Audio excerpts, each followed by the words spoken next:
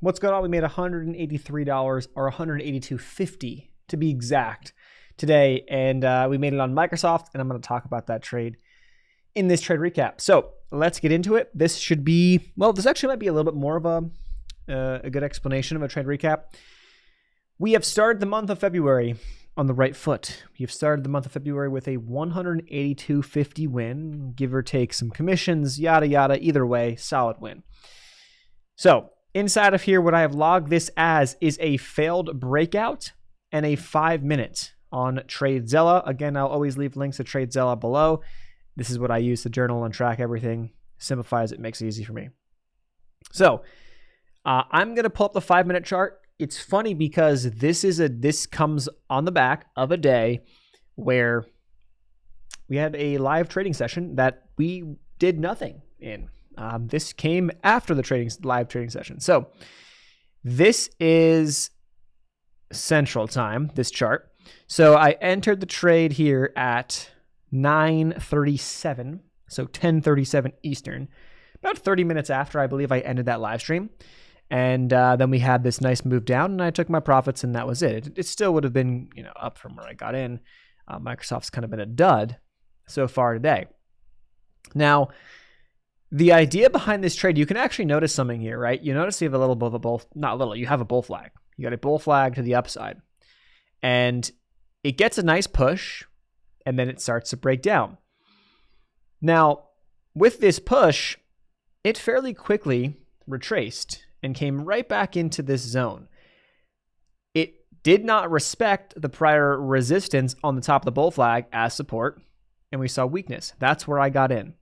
Now, I'm going to jump over to TradingView because if you were to look at this trade, if you were on the live trading, you'll actually, or you can go back and watch the live trading and you'll notice that I charted this out as a potential long trade idea. I just didn't like it. I just didn't take it, and I looked back at this chart, and I say to myself, let's go to a 1-hour chart. Technically speaking, you've got, the beginnings of what looks to be some lower highs. Maybe you can give or take that.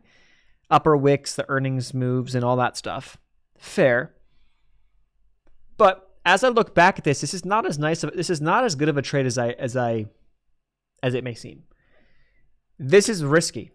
This is risky, and this is something that I had my risk reward dialed in, but it could have easily lost, and we could have been down $100 or so. That's what I was about risking on this trade. So if I jump over to the 5-minute again, you'll notice, well, I can go back to my entries. I got in at 405.31. So 405.31 would be somewhere around the VWAP, somewhere right in here. Now,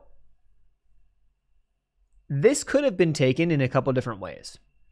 I could have taken this short somewhere up in here, really anywhere in here.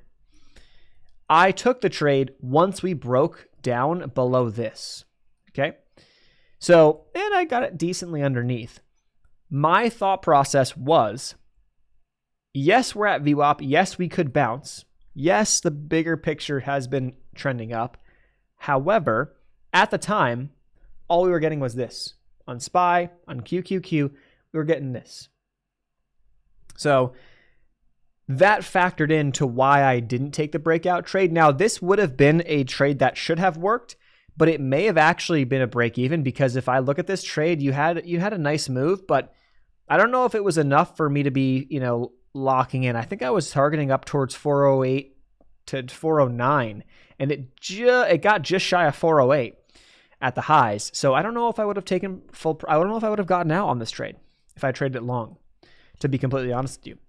But when I see something break out like that in a choppy market and then come right back down, based off what I've seen, tracked, followed my strategy, because I know my strategy. Like, I know it. And I know the stocks I traded on. And I know Microsoft. And Microsoft hasn't been the best to me all the time. You got to catch it early. And if you don't catch it early, you're not fairly quick. We haven't had a ton of these full-day trenders up, especially in a choppy market where SPY is just doing this.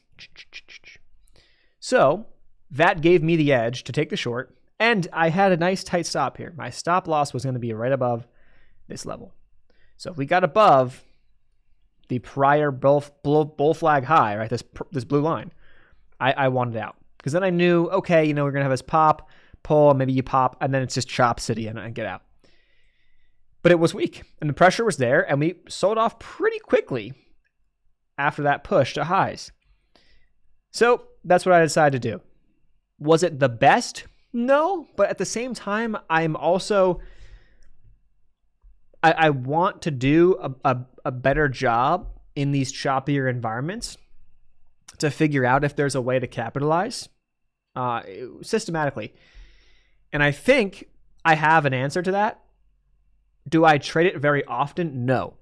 So if you will see, this will probably be up to, I'm not sure when this will go up exactly, but around the time this video goes up, I will have done a trade recap for the month of January. And inside of that, I track every setup that I take. And you'll notice that there are not many failed breakouts or failed breakdown trades. I just don't have enough data on those.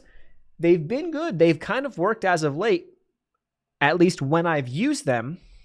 Maybe I'm just getting better at knowing when to use them, seeing the signals and taking it.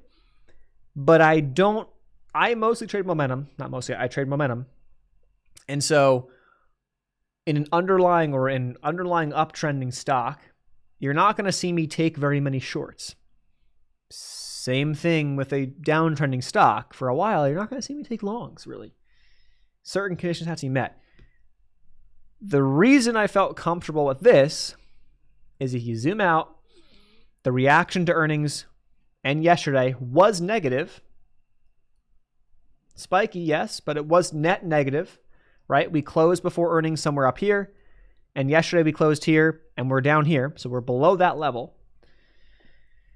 So I felt like I had that to a degree on my side. Is it enough? It's not. So if I'm going to be honest, this is not like, oh, I'm not sitting back like, yeah, perfect trade, baby. Do this every time and you make money. No. I knew what I was getting into, but again, saw the setup. Something told me to not take the long. It would have worked, but I wouldn't have lost. Very likely I would have stopped out break even on that trade if I didn't take profits at all on this pop, but probably could have gotten out profitable. So it should have been a good trade right there, right? But I like to look for a little bit more of a juicy move, a little bit more. That's just a little too, it's like, come on, And that's why I've primarily been looking at the larger time frames.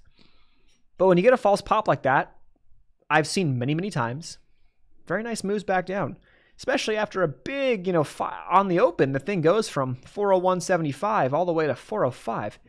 Thing goes like $3-4 off the 5-minute open. Like, oh shit, that's a big move. So this is what my brain was thinking. Again, perfect? No. It worked this time? Yes. I will note that. I have noted it. I've tracked it. We've logged it. Great. And, we're going to slowly but surely accumulate more and more trades that are under this failed breakout or failed breakdown category that are kind of like a slight offshoot to my system. It's the inverse of my system, only used under certain conditions. Not very often, but that was today. So that's that. There will be a video jumping into January's trade data.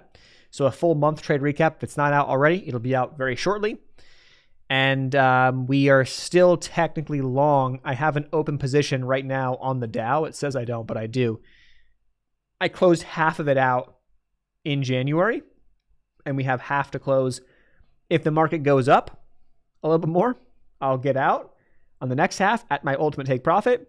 If we go down, I'll get out break even on the second half. So I'll net a positive on the trade, but we'll be break even. So that trade recap is coming soon.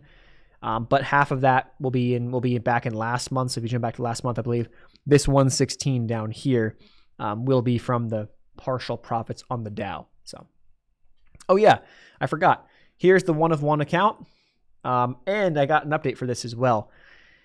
I'm not gonna make this a separate thing. It's gonna just be its own thing on the side. It'll be kind of like a side quest or project or a test, really, what I should say. But we are up to 25.4. That's the current equity in the account. So back in the, no, we actually, I don't know if we ever went negative. Maybe we were slightly negative for like a day. But back on the positive side, or positive $400 in here. And yeah, so that's that. That's the account. We have a 25K account. Oh yeah, I was going to say, we have a $6,000 account as well. So what I decided to do was buy their cheapest account, and I'm going to connect this. I haven't done it yet.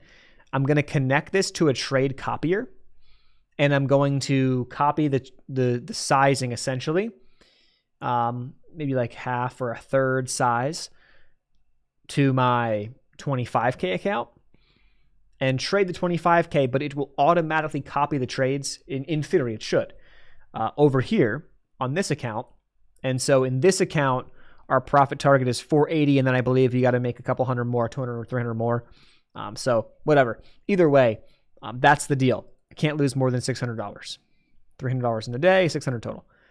So that's the deal. That's what this is going to be for, and it's more of a test to see how that copier works. And then really the game plan is if it does work, and we get funded over on the 25K account. The 6K account is just, for shits and giggles, to be honest with you. It's more of a test purposes. It was cheap to test. It was like 50, 60 bucks to buy the account to test it out. And the copier is like 10, 20 bucks a month, depending on which one you use. But I'm going to probably go with a 100K account and do a 4X copier, trade the same sizing the same exact way, just then trade 2 accounts, or I guess now 3 accounts, same exact thing, and it'll just proportion it out to the 6K based off of its size, and then to the 100K, but I'll trade the 25K account. Maybe I'll trade the 100K account eventually. It doesn't really matter.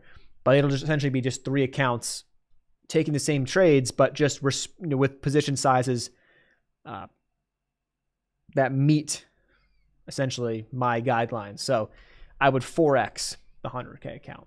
I would 4X my position size on that copier. So that's what we're doing in the background. I know this is long, but so we do full transparency, and it's kind of cool to show in my thoughts and all that stuff. So thanks so much for watching. Again, I'll leave links to this stuff down below, and I'll see you guys in the next trade recap. Peace.